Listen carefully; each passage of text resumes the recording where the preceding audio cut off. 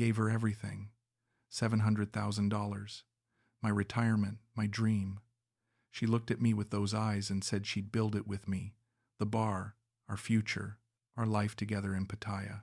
I believed every word. I signed every paper she put in front of me. And when it all disappeared, she disappeared too. I'm 69 years old, and I've never felt more like a fool. I landed in Pattaya 6 months before everything fell apart. Melbourne was cold that winter, colder than usual. But it wasn't just the weather that drove me out of Australia. I keep telling myself the $700,000 was the biggest tragedy, but that's not true. The tragedy was the willingness to believe that a beautiful fantasy could fix a lifetime of loneliness. It's a bitter pill to swallow, even now. I tried to write this next chapter a dozen times, focusing on the legal details, but it always felt flat. It felt like I was hiding behind paperwork. Then, earlier today, I received an email from a viewer named David. He's been following my journey since the early days. David wrote, "You mentioned signing every paper. Can you take us back to that room? What were you feeling right as you put the pen to the final document? Were you scared? Or were you just relieved the fantasy was finally real?" Reading that made the room grow intensely cold.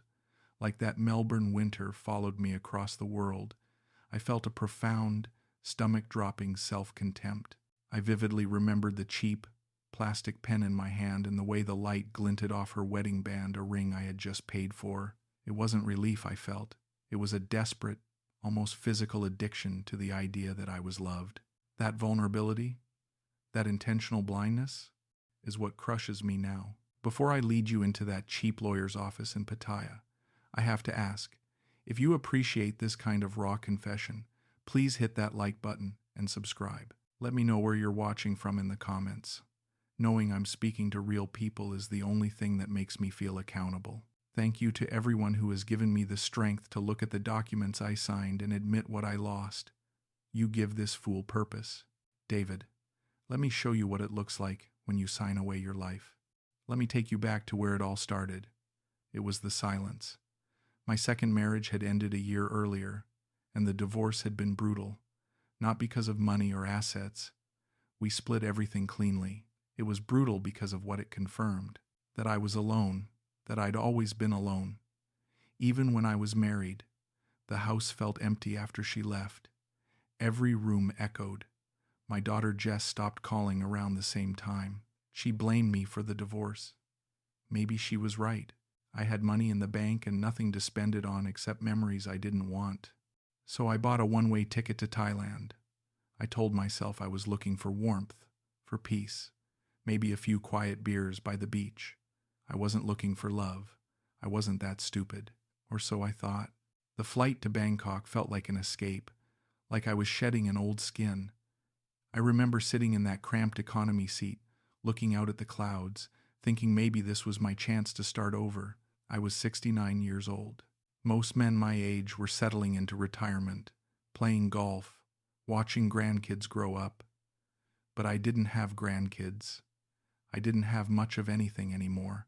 Just a bank account and a one-way ticket to a country I barely knew. The first week, I did exactly what I planned. I rented a small condo near Jom Tien Beach, 1 bedroom, basic furniture, a balcony overlooking the street. It cost 12,000 baht a month, cheap by Australian standards. The landlord was a Thai woman in her 50s who spoke broken English. She showed me how everything worked: the air conditioner, the hot water, the Wi-Fi. She said, "You want maid service?" I said no. She said, "You let me know you need anything." I nodded. I didn't plan on needing anything from anyone. I walked along the sand every morning.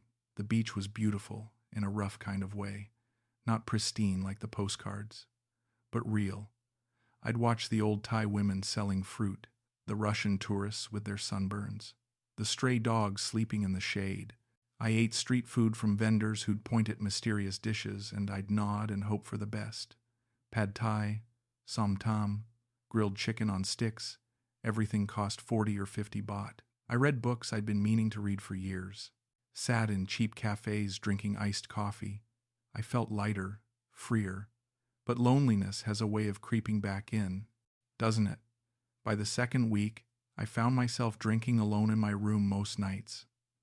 A bottle of Sangsom, ice, Coke, sitting on that balcony watching motorcycles zip past below. That's when I started going to the bars. Not the loud ones, not the go-go places with the neon lights and girls dancing on poles. I wasn't interested in that. Just quiet spots where I could sit, watch the ocean, and pretend I wasn't as alone as I felt. That's where I met her, Pim. It was a small beachside bar on Soi 6, nothing fancy. Wooden tables under a tin roof, string lights hanging from the beams. A few tourists, a few locals, the kind of place where everyone minded their own business. She was working behind the bar that night. I noticed her immediately, 24 years old, though I didn't know that yet. Long dark hair pulled back in a ponytail. A smile that made you feel like you were the only person in the room. She wore a simple black tank top and jeans. No makeup. She didn't need it. I sat at the bar and ordered a beer. She brought it over, set it down on a coaster, and said, "First time here?" Her English was broken but clear. I said yes. She smiled and said, "Welcome." "You like?" I said it seemed nice. She said, "You come back tomorrow? I give you discount." I laughed.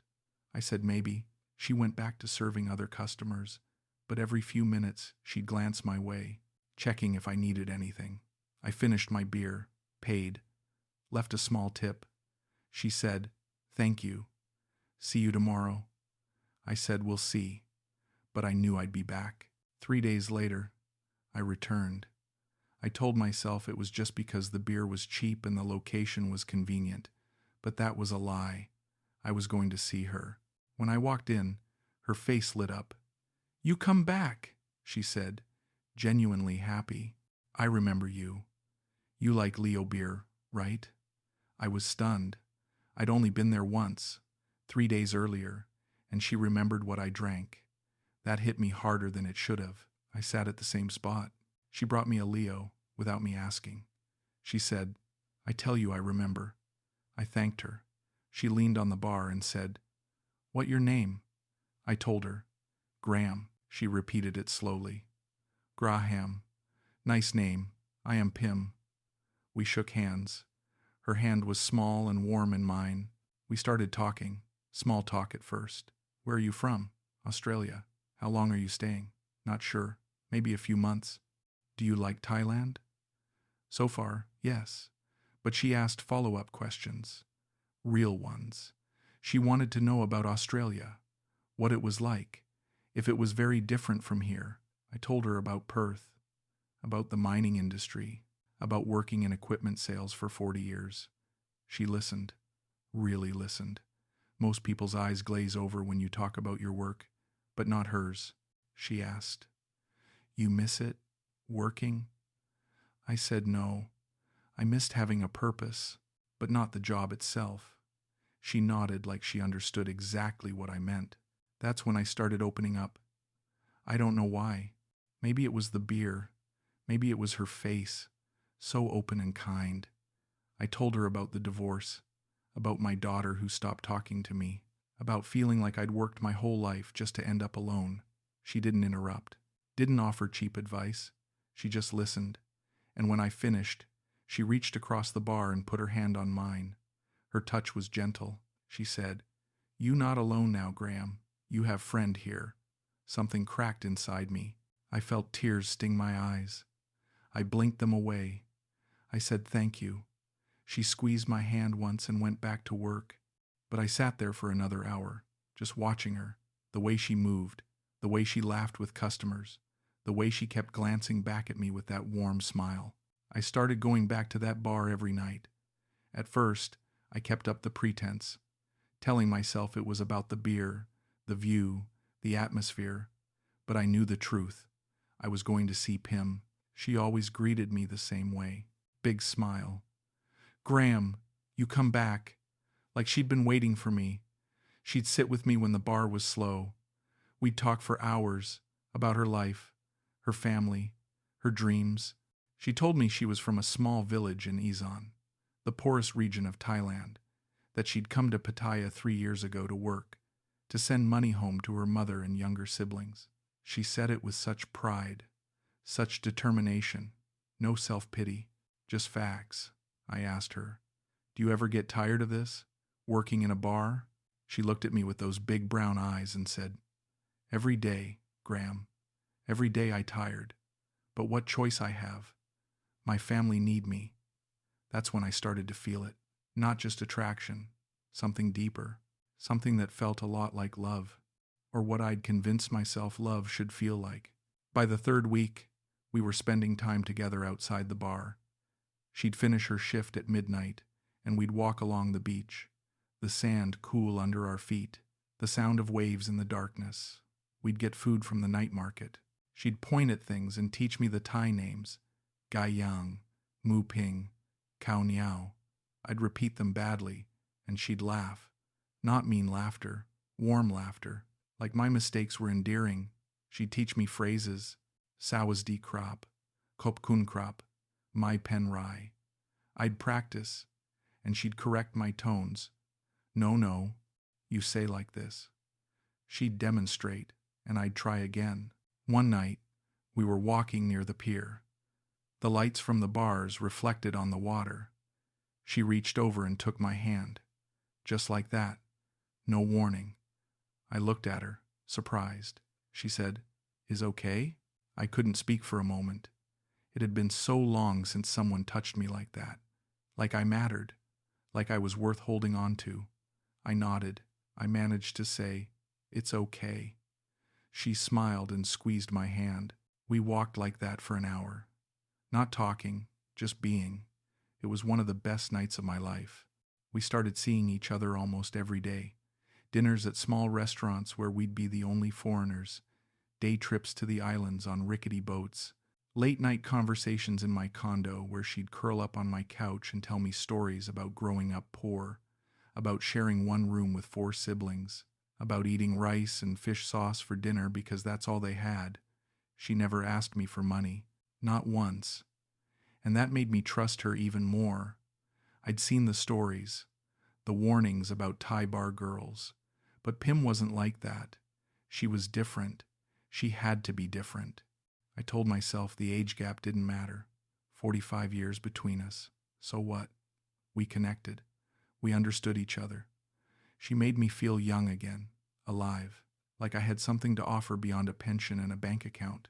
I ignored the looks from other expats when we'd walk through town holding hands, the raised eyebrows, the smirks, the whispered comments I couldn't quite hear but could easily imagine. I told myself they were just jealous, that they didn't understand what we had, that they couldn't see past the surface to the real connection underneath. Looking back, I see it now. I was desperate to believe that someone could want me for me. Not my money, not my passport, not what I could provide, just me, the man, the human being, and that desperation made me blind to everything else. One evening, about a month after we met, Pim and I were sitting on my balcony. The sun was setting over Pattaya Bay, orange and pink streaking across the sky like a painting. She was quieter than usual. I'd bought us dinner from a restaurant down the street, green curry, fried rice, spring rolls. We ate in comfortable silence for a while, but I could tell something was on her mind, the way she kept looking out at the horizon, the way she picked at her food instead of eating. I asked her what was wrong. She looked down at her hands, twisting them in her lap. Then she said, "I have dreamed, Graham." I set down my fork. I told her to tell me. She hesitated, bit her lip. Then she looked up at me and said, "I want my own bar, not working for someone else.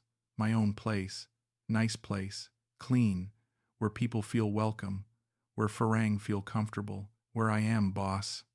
I could hear the longing in her voice, the hope mixed with resignation, like she was sharing a fantasy she knew would never come true. I asked her why she didn't do it, what was stopping her. She laughed, a sad, bitter laugh that didn't match her usual brightness. "Money, Graham, always money. I save every month. Every baht I can, but never enough. Rent for good location is expensive. License is expensive. Renovation is expensive. Furniture, stock, everything expensive. She looked at me with those eyes. Maybe one day, when I am old like you. She smiled when she said it, trying to make it light. But I saw the sadness underneath. The dream deferred. Maybe forever. I didn't say anything that night. But the idea planted itself in my mind like a seed. What if I helped her? I had the money, sitting in a bank account in Australia doing nothing, earning minimal interest. What was I saving it for? I was 69 years old, no kids to leave it to. Jess had made it clear she didn't want anything from me. What if I used it for something meaningful, for someone who actually had dreams and ambition, for someone who'd given me more in a few weeks than I'd felt in years? The thought grew, took root, wouldn't leave me alone. A few days later, we were walking through town, just window shopping, looking at the tourist shops selling fake designer bags and Buddha statues. Pim stopped in front of an empty shop front. It was on a good street. Not quite walking street, but close enough, visible, high traffic. She pressed her face to the glass, looking inside. The space was empty, dusty, but you could see the potential. I asked her what she was looking at. She said, "This place. It for rent. I see sign last week." She pointed to a small sign in Thai with a phone number. "Perfect location, Graham. Perfect size. But too expensive for me." I asked how much. She pulled out her phone, showed me a message she'd screenshotted. The rent was 200,000 baht for the year. She sighed. Plus renovation, plus license, plus everything. Maybe 2 million baht total to open. More than I make in 5 years. She turned away from the window. "Is just dream," she said quietly. I did the math in my head quickly. 2 million baht was about 80,000 Australian dollars. I had nearly 900,000 inches my account. My entire retirement savings, money from selling my house after the divorce, superannuation I'd built up over 40 years, investments I'd cashed out, all of it liquid, available, waiting. I didn't say anything that day, but I couldn't stop thinking about it. That night, lying in bed, I kept seeing Pim's face pressed against that window, the longing, the hopelessness, the resignation to a life of working for someone else. I wanted to give that to her. I wanted to be the man who made her dreams come true. It felt romantic, noble, like this was what I was meant to do with the money I'd earned. Build something beautiful with someone beautiful. The next week, Pim mentioned the space again. We were having lunch at a small Thai restaurant. She was picking at her papaya salad, and she said, "I go by that shop today.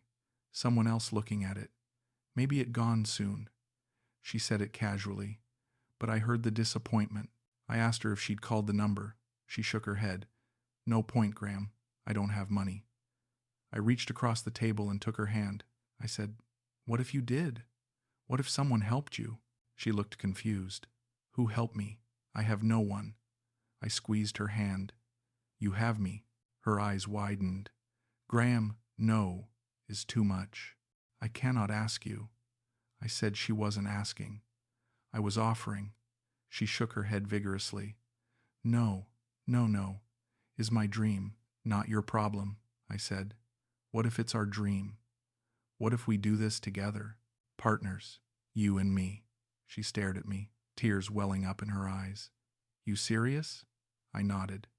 "I'm serious. I have the money. You have the vision. We build it together. Our bar. Our future." She started crying. Right there in the restaurant. She came around the table and hugged me so tight I could barely breathe. "Graham, you are too good. Too good for me. I don't deserve this." I told her she deserved everything. And I believed it. God help me. I believed every word I was saying. I told her I needed a few days to think about it, to make sure I was doing the right thing. But we both knew I'd already decided. My mind was made up the moment I saw her face light up. That night, I lay in bed thinking about logistics. How much to invest? How to protect myself? I Googled buying business in Thailand as foreigner. I read forum posts, articles, warning stories. They all said the same thing. Foreigners can't own more than 49% of a Thai business. You need Thai partners. You need lawyers. You need to be careful. But they also said it was doable. People did it all the time. Bars, restaurants, hotels. If you had the right partner, if you trusted them. And I trusted Pim. She'd never asked me for anything, never played games, never lied. She was honest, hardworking, real. 2 days later, I called her. I said, "Let's do it. Let's build our dream together." She screamed, literally screamed with joy. I could hear her jumping, laughing, crying. She said, "Oh my God, Graham, oh my God, are you sure? Really sure?" I said I'd never been more sure of anything. She said, "I love you, Graham. I love you so much. We going to be so happy. I promise you." Those words, "I love you." She'd never said them before. Neither had I. But hearing them felt like everything clicking into place, like this was meant to happen, like fate had brought me to Thailand, to that bar, to her, for this exact purpose. We met the next day to discuss details. She brought a notebook. She'd already started planning. Lists of what we'd need, costs, ideas for the bar's design. She was organized, professional. It impressed me. She said, "I think about this for a long time, Graham. I know exactly what I want, clean, modern, but still Thai feeling, good drinks, good music, place where everyone feel welcome." I asked how much she thought we'd need total. She did some calculations, wrote numbers down. 2 million baht, for sure. Maybe 2.5 million to be safe. That include rent, license, renovation, furniture, stock, everything for first 3 months. I did the conversion, about 100,000 Australian dollars. A lot of money, but not impossible, not for what I had saved. I said I'd transfer the initial amount, 200,000 Australian dollars to start. We'd use what we needed and keep the rest as safety buffer. Her eyes went huge. "That too much, Graham. We don't need that much." I said, "Better to have extra than run out halfway through." She nodded slowly. "Okay, but we do this properly. We partners. Equal, 50 to 50. I work, you invest. Together we build something amazing." I agreed. She pulled out her phone and showed me photos of bars she liked.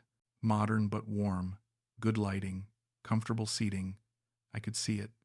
I could see us there, behind the bar, greeting customers, building a life. It felt real. It felt right. That night, sitting alone in my condo, I felt happier than I'd felt in years. I had purpose again. I had a partner. I had a future. I poured myself a whiskey and toasted to the empty room. "Here's to new beginnings," I said out loud. I wish I could go back and slap that drink out of my hand, shake myself, wake myself up. But I can't. All I can do is tell you what happened next. The next week, everything changed. Pim called me in the middle of the day. She was crying, sobbing so hard I could barely understand her. I asked her what happened. She said, "My mama, she's sick, very sick. Hospitals say she need money for treatment. I don't have. I don't know what to do." My chest tightened. I asked how much. She said 80,000 baht. I told her to calm down. I told her I'd help. She cried harder. No, I cannot ask you. Too much. You already so kind." I insisted. I told her family was important, that I'd transfer the money right away. She tried to refuse, but I wouldn't let her. I went to the bank that afternoon and wired the money to her account. That evening, she came to my condo. Her eyes were red. She hugged me so tight I could barely breathe. "You save her, Graham. You save my mama. I never forget this. Never." She pulled out her phone and showed me a video call. An older woman in a small wooden house. Rural, simple. The woman was lying down, looking weak. Pim spoke to her in Thai, fast and emotional. The woman looked at the camera and said something I didn't understand. Pim translated. "She say thank you. She say you are angel." I felt a warmth spread through my chest. I'd done something good, something that mattered. But late that night, after Pim had gone home, I replayed the video in my mind. Something felt off. The way the woman looked at the camera, the timing, the staging. I told myself I was being paranoid, cynical. She needed help. I helped. That's what you do for someone you love. And I did love her. I realized it then. I loved her. A week later, Pim brought up the bar again. This time, she'd found the perfect place. The lease was available. The owner wanted a decision fast. She looked at me with those wide, hopeful eyes and said, "Graham, I know is crazy, but what if we do this together? You and me, our bar, our future." I felt the trap closing, but I didn't want to escape. I wanted to believe. I wanted this to be real. I told her I'd think about it, but we both knew I'd already decided. 2 days later, I agreed. We sat on my balcony, and I said, "Let's do it. Let's build something together." She screamed, literally screamed with joy. She threw her arms around me and kissed me. "I love you, Graham. I love you so much. We going to be so happy. I promise." I believed her. God help me. I believed every word. The next week, Pim introduced me to her brother. His name was Lek. Tall, muscular, covered in tattoos. He didn't smile much. Didn't talk much either. When we shook hands, his grip was too firm, his eyes too cold. Pim said, "Lek help us with bar. He know construction. He know business. He protect us." I didn't like him. Something about the way he looked at me, like I was a problem or a mark. But Pim trusted him, and I trusted Pim, so I kept my mouth shut. We signed the lease a week later. I transferred 200,000 Australian dollars to Pim's account to get started. Renovations, permits, initial inventory. She said it was easier if the money went through her because she spoke Thai, because she knew the system. I agreed. It made sense. We visited the site every day, watching the walls go up, the bar taking shape, the lights being installed. It was exciting. It felt real. I'd walk through the space and imagine it filled with people, music, laughter, our dream coming to life. Pim would hold my hand and say, "This is ours, Graham. Ours." I'd never felt more proud. But small things started to bother me. I'd see Pim and Lek whispering in the corner. They'd stop when I got close. I'd ask what they were talking about, and Pim would smile and say, "Just business, boring stuff." I'd look at invoices from contractors. The numbers didn't always add up. I'd ask Pim about it. She'd get defensive. "You don't trust me?" she'd say. Her voice hurt. After everything, I'd apologize. I'd say I was just trying to understand. She'd soften. "I know, baby, but you have to trust me. I do this for us." And I would. I'd push the doubt down and tell myself I was being paranoid. One afternoon, I was at the site alone. One of the contractors was there, an older Thai man. He looked at me and said in broken English, "You owner?" I said yes. He frowned. He said something in Thai I didn't understand. Then he said, "Boss lady say you investor, not owner." I felt a cold knot form in my stomach. I asked him what he meant. He just shook his head and went back to work. I tried to brush it off. Language barrier, miscommunication. But the knot stayed. That night, I asked Pim about it. I said, "One of the workers seemed confused about my role. He said I was an investor, not an owner." Pim laughed. "Graham, he not speak good English. Don't worry. You are owner. We are partners. 50 to 50. Remember?" I nodded. I wanted to believe her. She leaned in and kissed me. "You worry too much. Everything perfect. Trust me." So I did. I wired another $300,000 the next week. For inventory. For licenses. For furniture. I didn't ask questions. I just signed the transfer and watched my savings disappear into our dream. The bar opened a month later. It was beautiful. Everything I'd imagined. Dark wood, soft lighting, a long polished bar, comfortable seating. We called it the Horizon. Pim's idea. She said it represented new beginnings. I loved that. Opening night was packed. Tourists, expats, locals, everyone drinking, laughing, dancing. I stood behind the bar with Pim, my arm around her waist, and felt like I'd finally done something that mattered.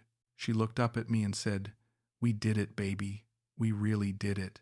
I kissed her. I'd never been happier. I didn't know it was the last time I'd feel that way. 3 months in, things started to change. The bar was doing well, busy most nights, but I never saw the money. I'd ask Pim about the profits.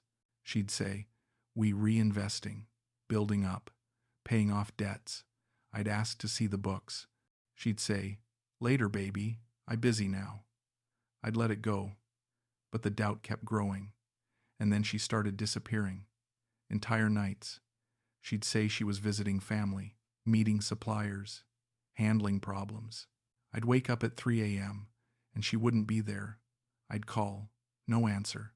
She'd show up the next day, exhausted, and say, "Sorry, baby. So much work. You understand."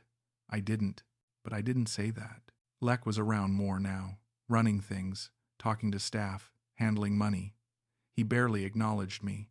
When I'd try to give input, he'd look at Pim. She'd translate. He'd nod. But nothing would change. I started to feel like a guest in my own bar. One night, I confronted Pim. I said, "I feel like I'm being pushed out, like I don't matter here." She looked at me with tired eyes and said, "Graham, you matter most, but you don't speak Thai. You don't know how things work here. Let me handle it, please." I backed down. I always back down. That's when I met Danny. He owned a bar in Jomtien. British guy, late 50s, friendly, real. We got talking one night over beers. He asked about the horizon. I told him it was doing great. He asked, "You own it, right? Your name on the papers?" I said, "Yes, of course." He looked at me for a long moment. Then he said, "Mate, you need to check that. Seriously. Get a lawyer. Look at the actual documents." I laughed it off. I said Pim and I were partners. Everything was legal. He didn't laugh. He said, "I've seen this before. Too many times. Just check. For your own peace of mind." I told him he was being paranoid, but his words stayed with me. That night, I couldn't sleep. Pim was out again. I lay in bed, staring at the ceiling, Danny's voice echoing in my head. Around 2 a.m., I got up. I went through Pim's bag. I'm not proud of it, but I had to know. I found her phone. I unlocked it. I know her passcode. She'd given it to me months ago, back when things were good. I opened her messages. Most were in Thai. I couldn't read them, but I saw names. Lek's name. Over and over. I saw emojis, hearts. I saw photos of them together. Close, too close. My hands were shaking. I scrolled further. I saw bank transfers, large amounts, going out, going to accounts I didn't recognize. I felt sick. I put the phone back. I went to the bathroom and threw up. The next morning, Pim came home. She looked exhausted. I didn't say anything about the phone. I asked her where she'd been. She said, "Working, baby, always working." I asked if Lek was helping. She said yes. I asked if they were close. She looked at me, confused. "He my brother, Graham. Of course we close." I nodded. I didn't push, but something inside me had broken. I started watching, really watching, the way they looked at each other, the way they'd touch, a hand on the shoulder, a whispered joke. I saw it all, and I hated myself for not seeing it sooner. A week later, my daughter called. Jess. We hadn't spoken in months. Not since I told her about Pim. She didn't approve. She thought I was being stupid. She wasn't wrong. Her voice was tight when she said, "Dad, we need to talk." I said, "Fine." She said, "I've been hearing things. About you. About your bar. There are expat forums, Facebook groups. People are talking about you." I felt my stomach drop. I asked what they were saying. She said, "That you've been scammed, that you put everything into a bar you don't actually own, that your girlfriend is using you." I got angry. I said, "You don't know her, Jess. You don't know what we have." She said, "Dad, please, just listen. Get a lawyer. Check the paperwork, please." I said, "I don't need a lawyer. I need you to trust me for once." She was quiet. Then she said, "I do trust you, Dad. I just don't trust her." I hung up, but her words ate at me. That night, I Googled my own name. I found the forums, the threads, stories just like mine, men who'd fallen in love, who'd invested everything, who'd lost it all. The details were different, but the pattern was the same. Young Thai woman, older Western man, big investment, disappearing money. I felt like I was reading my own future. I wanted to stop, but I couldn't. I read every story, every warning, every regret, and I saw myself in all of them. I confronted Pim that night. I said, "I need to see the business documents, the registration, the ownership papers." She looked at me like I'd slapped her. "Why you ask this now?" I said. "Because I need to know. I need to see it in writing." She started crying. "You don't trust me. After everything. After all I do for you. You think I cheat you?" I said, "No. I just wanted to see the papers." She said, "You break my heart, Graham. You really break my heart." She left. She didn't come back that night. Or the next. I felt like the worst person in the world. But I also felt something else. Fear. 2 days later, I went to the bar. It was closed. Middle of the day. It should have been open. There was a new sign on the door. In Thai. I couldn't read it. I tried the door. Locked. I called Pim. No answer. I called again. Straight to voicemail. I called Lek. Blocked. Panic set in. I went to Mr. Chattry's office, the lawyer who'd handled the business registration. The secretary looked at me with cold eyes and said, "Mr. Chatry unavailable." I said it was urgent. She said, "He call you." He never did. I went to the police station. I didn't know what else to do. I sat across from a tired-looking officer. His name was Somkid. I tried to explain. My bar, my money, my partner. He listened, barely looking up. When I finished, he said, "You sign papers?" I said yes. He said, "In Thai?" I said yes. He shook his head. "This civil matter, not police matter. You need lawyer," I said. "But she stole from me." She lied. He said, "You sign. You agree. Not stealing. You need lawyer." I left the station feeling hollowed out. I hired a real lawyer, not Chatry, an expat lawyer who spoke English. I gave him all the documents I had. He reviewed them for 2 days. When he called me back, his voice was gentle. Too gentle. He said, "Mr. Mitchell, I need to be honest with you. You don't own this business." I said, "What do you mean?" "I'm a partner. 50-50. He said, "No. According to these documents, you're listed as a lender, not an owner, not a partner. The business is 100% owned by Miss Pim. You provided capital. That's all." I felt the room spin. I said, "But she told me. She promised." He said, "I'm sorry, but legally you have no claim. You could try to sue for the loan repayment, but it would take years, and it's unlikely you'd recover anything." I sat in my condo that night, staring at my bank account. $700,000. Gone. My retirement, my future, my dignity, all of it, gone. I finally texted Pim. One word. "Why?"